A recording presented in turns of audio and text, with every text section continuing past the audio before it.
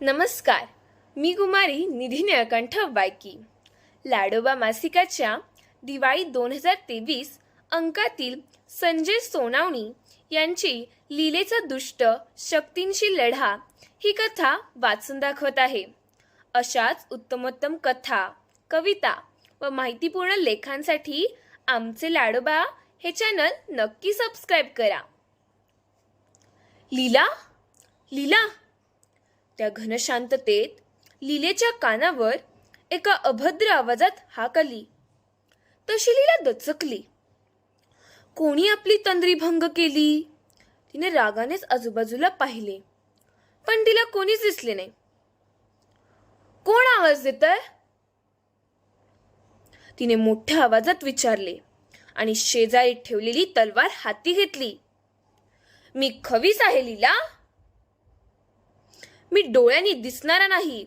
मला तुझ्या बापाने गुन्हेगार ठरवून ठार मारले होते. खवीस झालो मी मेल्यानंतर.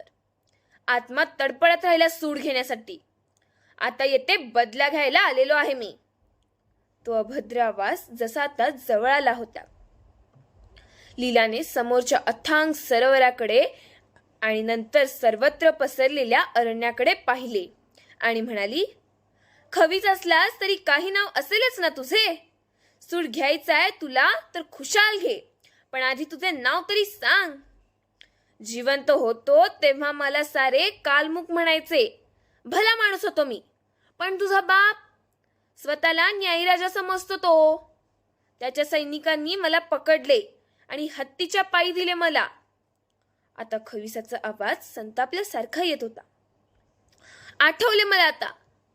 कालमुख म्हणजे तो तूच होतास ना. काळ्या जादूने लहान लहान पोरे गायब करायचा तो. ती मुलं पुन्हा कधी कोणाला दिसलीच नाहीत. ठार मारलेस त्यांना की कुठे कोंडून ठेवलेस? एवढे बडवून काढले तुला तरी पण तू सांगितले नाहीस. तू आधीच पुरता बदनाम होतास. पोरांवर तुझी नजर पडू नये म्हणून आया खबरदारी घ्यायच्या. घाबरायचे तुला सारे लोक. दिसला तरी दूर पळायचे, लपायचे. दुष्ट होतास तू. माझ्या पित्याने तुला ठार मारले म्हणजे न्यायच केला की तुझ्याशी.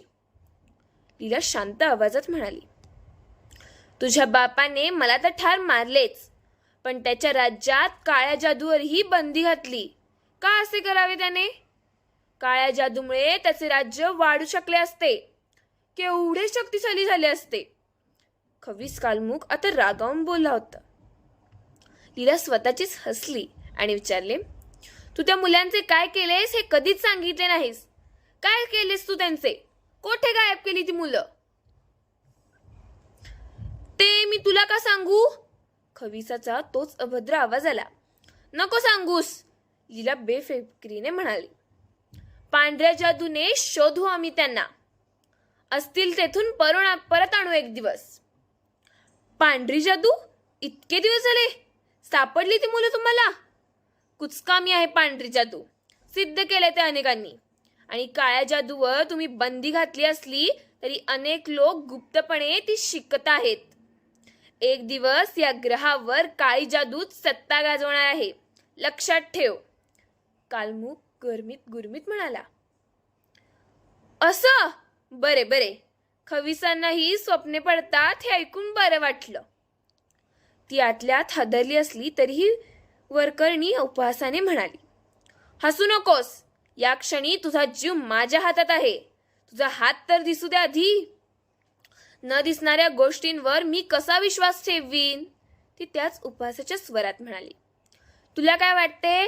तुला पांढऱ्या जादूच्या कवचाचे संरक्षण आहे म्हणून तुला कोणीच काही करू शकणार नाही. पण थांब, दाखवतोच तुला. खवीस ओरडला आणि काय झाले कोणास ठाऊक. बसल्या जागेवरून लीलाला वर उचलून दूर फेकण्यात आले. लीला दूरवर जाऊन आदळली. तिचे सारे अंग ठेचकाळले.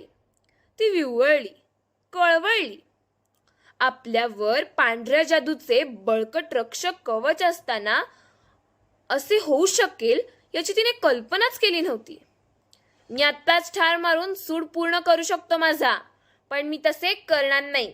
मी तुला एकच निरोप द्यायला आलो आहे. कालमुख हिंस्त्र स्वरात म्हणाला. निरोप? कसला निरोप? लीला उठून बसत म्हणाली, मी सूड घोळणार. या जगातील काळ्या विश्वाचा सम्राट आहे मी आता. माझे या राज्यात एवढे अनुयायी आहेत की तुम्ही गणतीही करू शकणार नाही. या राज्यावर तुम्ही कल्पनाही केली नसतील अशी आता भयंकर संकटे कोसळणार आहेत. लोकांचे जीव जाणार आहेत आणि सर्वात शेवटी तुझा दुष्ट बाप सत्यसेन आणि तू मारले जाणार आहात. तुमची पांढरी जादू किंवा सैनिकी सामर्थ्य कुचकामी ठरणार आहे. एवढेच सांगायला मी आलो होतो, तो क्रूर आवाजात म्हणाला. एवढेच सांगायचे होते आणि हे सांगायला स्वतः कालमुकाला यावे लागले? लीलेच्या आवाजात अजूनही उपवास खचून भरलेला होता. आणि मी अदृश्य लोकांनी दिलेल्या धमक्या ऐकून घेत नाही. हिम्मत असेल तर दिस मला.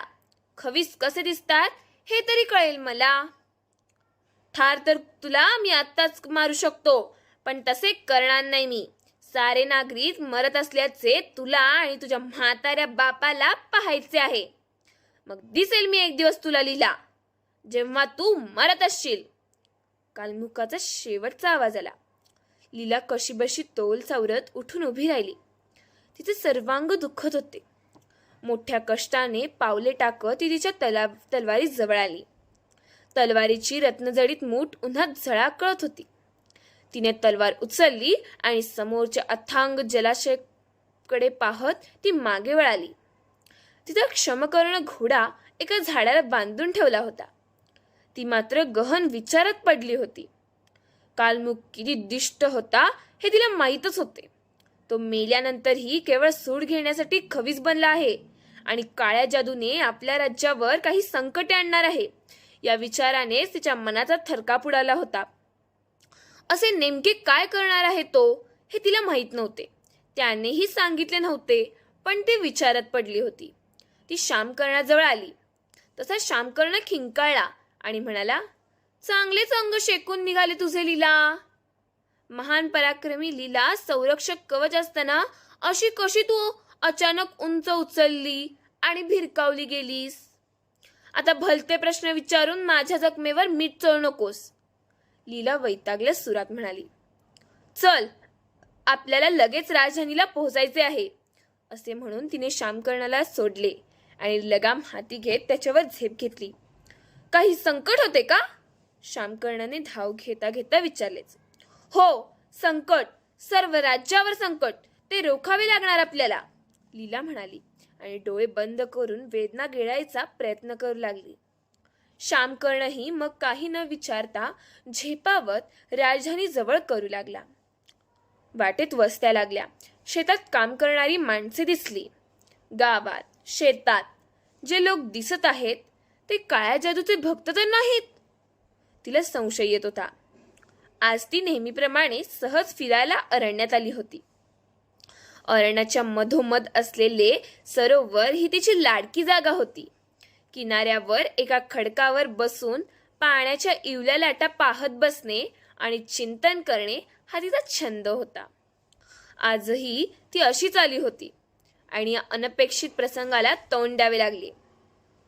आपल्याला लवकरच कोणत्या तरी अभद्र संकटाला तोंड द्यावे लागणार आहे या विचाराने ती आपली वेदनाही विसरली होती.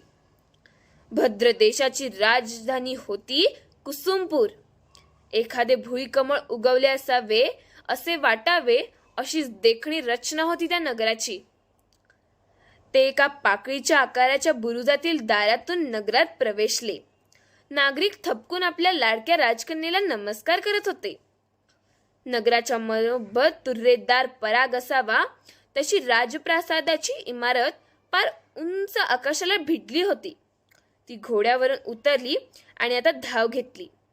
तळमजल्याच्या अतिविशाल दालनाच्या मधोमध असलेल्या उंच उंच जाणाऱ्या घेरावदार जिन्यावरून ती अक्षरशः धावतच वर चढत गेली. राजा सत्यसेन आपल्या दालनात एका उच्च सणावर बसून त्याच्या काही मंत्र्यांसोबत चर्चा करत बसले होते. आपली कन्या आलेली पाहताच त्यांनी आपली चर्चा आटोपती घेतली आणि काळजीने तिला विचारले, बेटा लीला, आज अशी गंभीर का तू आणि जखमी का? बाबा, कालमुख खवीस झाला आहे अजूनही त्याची दुष्ट महत्वाकांक्षा जिवंत आहे. तो आपल्या राज्यावर संकटे आणणार आहे. दुष्ट माणसे मेल्यानंतर खवीसच होतात, पण काही करू शकत नाहीत. ते एखाद दुसऱ्याला किरकोळ त्रास देतील फार तर, सत्यसेन म्हणाले. एवढे सोपे नाही बाबा ते. तो काळ्या जादूचा सम्राट होता. मेल्यानंतर त्याच्या शक्ती अचाट वाढलेल्या आहेत. त्याने आज मला इशारा दिलाय फक्त. त्याला सूड घ्यायचा आहे आपल्या सर्व नागरिकांचा, आणि तो तसे करू शकतो हे सिद्ध केले त्याने. आता मात्र सत्यसेन काळजीत पडले. मी आपल्या मुख्य पुरोहिताशी चर्चा करतो. संकट गंभीर असले तर ते रोखलेच पाहिजे. तू थकलेली दिसतेस, ओरखडले आहे तुला. उपचार करून घे आणि आराम कर. लीला तिथून निघाली खरी, पण अजून तिच्या कानात कालमुखाचे शब्द घुमत होते. आणि काही दिवसात जरा चारही बाजूंनी भयभीत करणाऱ्या वार्ता येऊ लागल्या.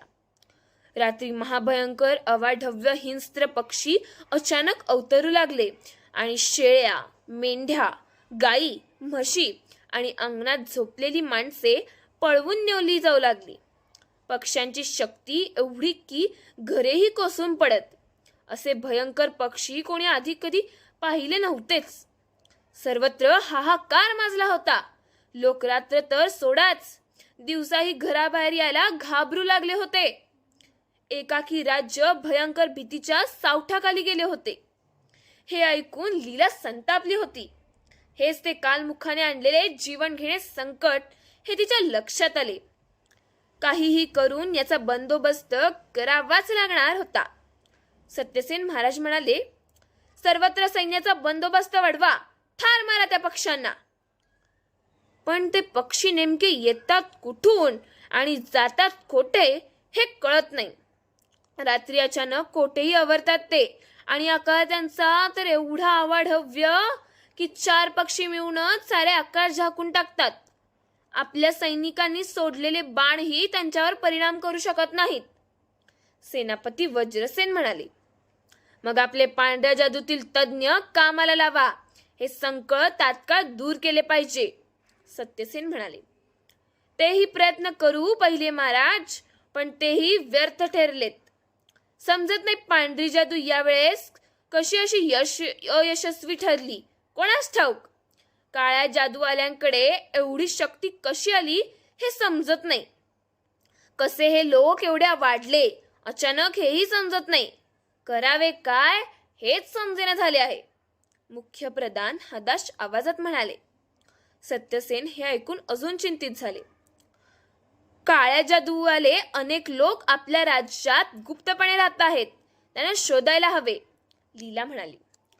पण त्यांना ओळखायचे कसे? कोण व्यक्ती गुप्तपणे काळ्या जादूचा वापर करतोय हे कसे कळेल आपल्याला?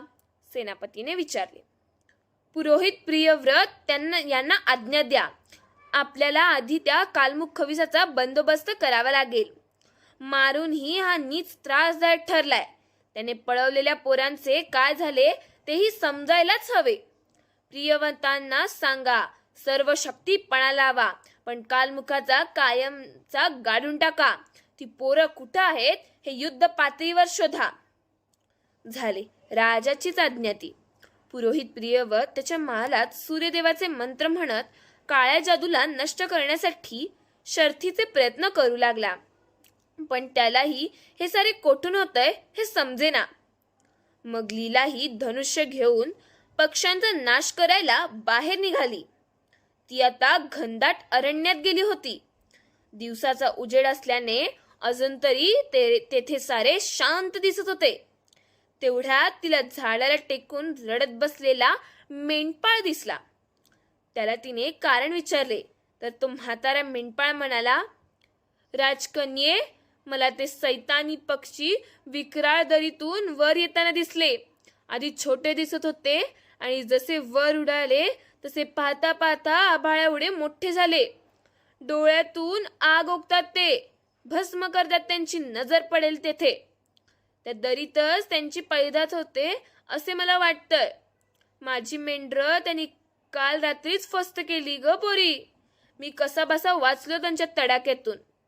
लीला त्याचे डोळे पुसत म्हणाली, नष्ट करू आम्ही त्यांना, नष्ट करू ही पाशवी काळी जादू. जगात असा अभद्र मृत्यू कोणालाही येणार नाही. आणि तिने सोबतच्या एका सैनिकाला त्या म्हाताऱ्याला त्याच्या घरी सोडायला सांगून विक्राळ दरीकडे निघाली. ही दरी नावाप्रमाणेच भयंकर असल्याने तिकडे सहसा कोणी फिरकत नसे. त्या अरुंद आणि खूप खोल असलेल्या दरीत दिवसाही अंधार असायचा. खडक अणुकुचीदार आणि झाडांच्या फांद्याप्रमाणे लांब बसल्याने त्या दरीत उतरण्याची कल्पनाही कोणी केली नव्हती. दरीच्या तळाशी काय आहे हे कोणाला माहीतच नव्हते.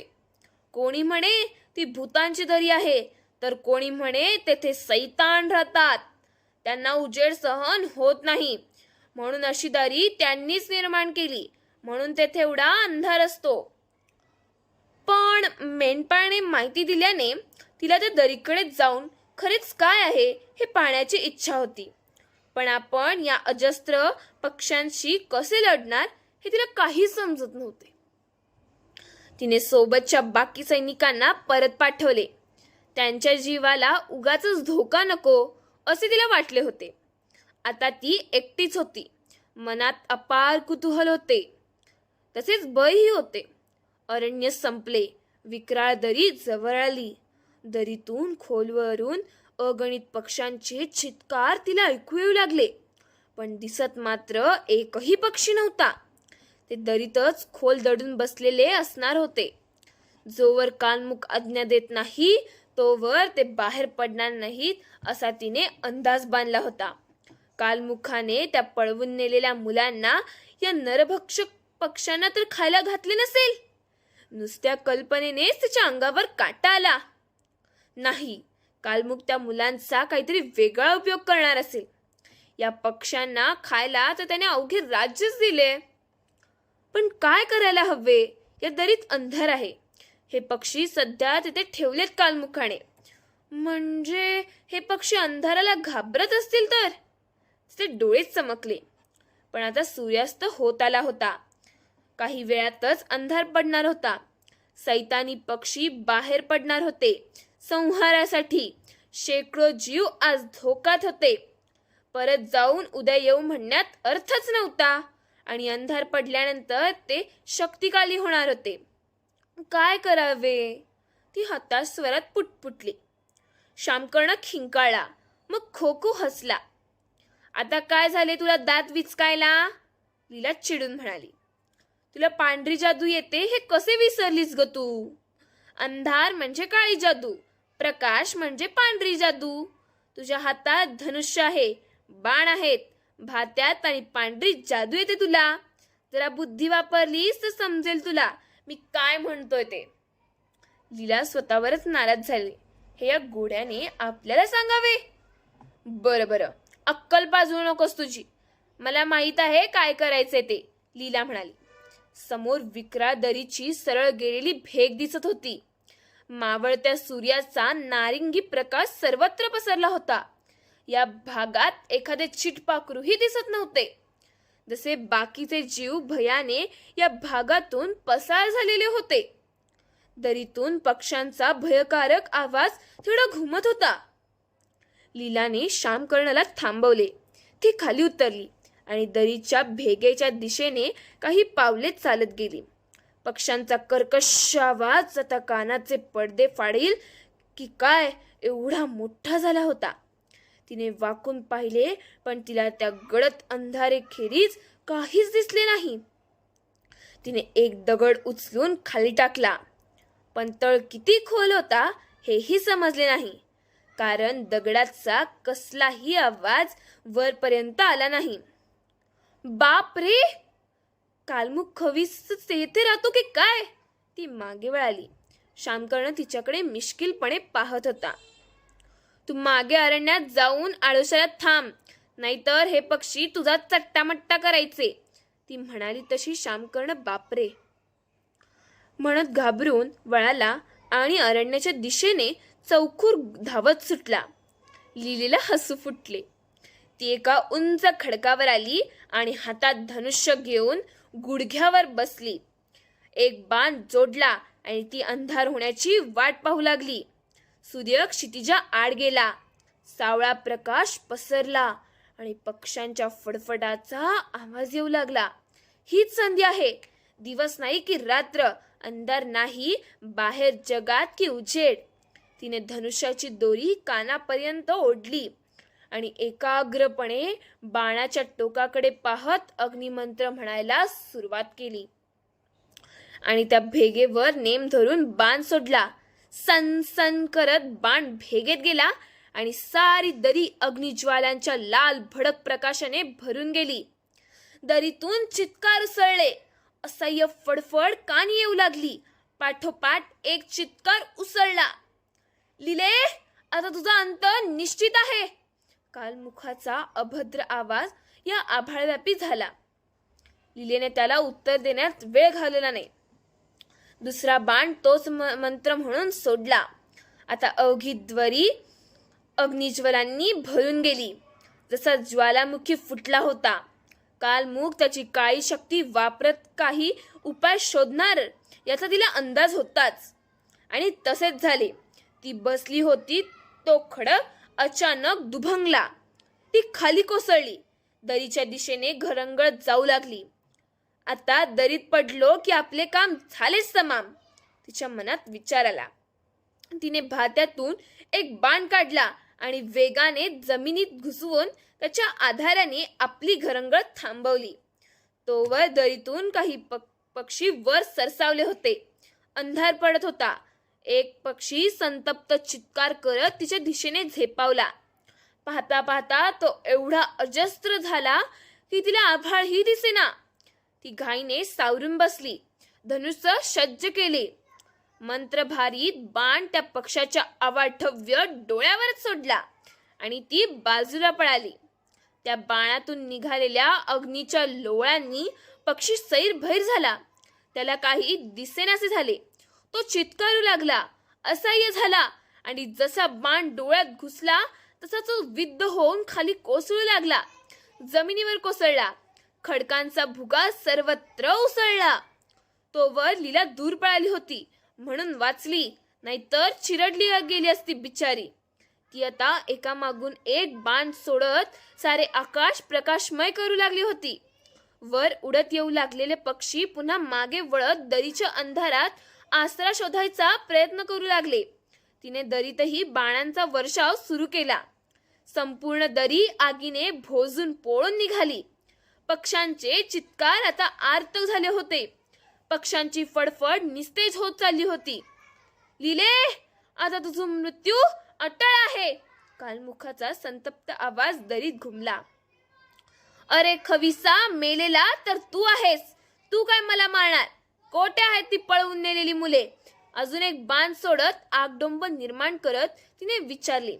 पण आता दरीत पाषाण खडक कोसळल्याचे आवाज सोडले तर काहीही नव्हते. तिने आगीची धग कमी होण्याची वाट न पाहता त्या अरुंद दरीत उतरायला सुरुवात केली. हातपाय भाजत होते, पण तिने पर्वा केली नाही.